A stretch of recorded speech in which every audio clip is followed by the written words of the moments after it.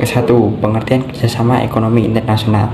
Pengertian kerjasama ekonomi internasional adalah kerjasama yang dilakukan oleh suatu negara dengan negara lain. Adapun faktor-faktor kerjasama ekonomi internasional, yang pertama, perbedaan sumber daya alam, iklim, dan sosial budaya.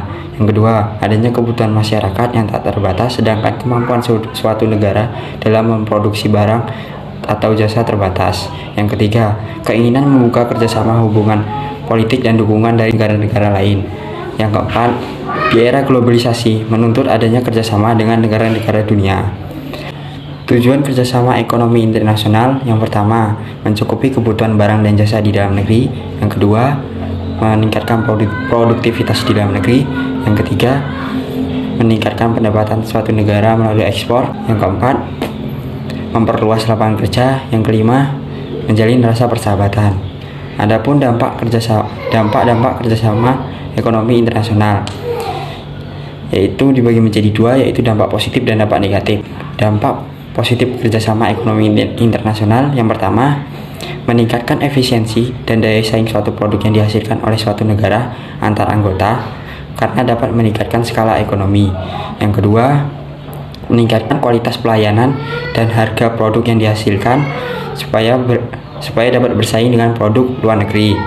Yang ketiga, adanya kestabilan harga, permintaan, dan penawaran. Adapun dampak negatif kerjasama ekonomi internasional, yang pertama, terjadinya pasar bebas yang dapat mengancam keberadaan industri di dalam negeri. Yang kedua, potensi ekonomi terkonsentrasi di negara maju, akibatnya perekonomian negara berkembang menjadi tertinggal. Yang ketiga, perekonomian suatu negara menjadi tidak stabil akibat bebasnya investasi swasta.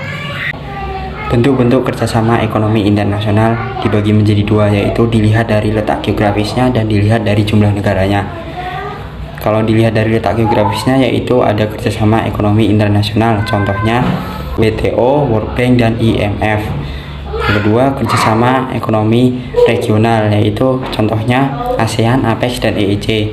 Yang ketiga, kerjasama ekonomi antarregional, yaitu contohnya ada ASEAN dan EEC. Dilihat dari jumlah negaranya, yaitu ada kerjasama ekonomi bilateral, yaitu contohnya kerjasama Indonesia dan Singapura. Kedua, kerjasama ekonomi multilateral, yaitu contohnya ada Indonesia, Singapura, dan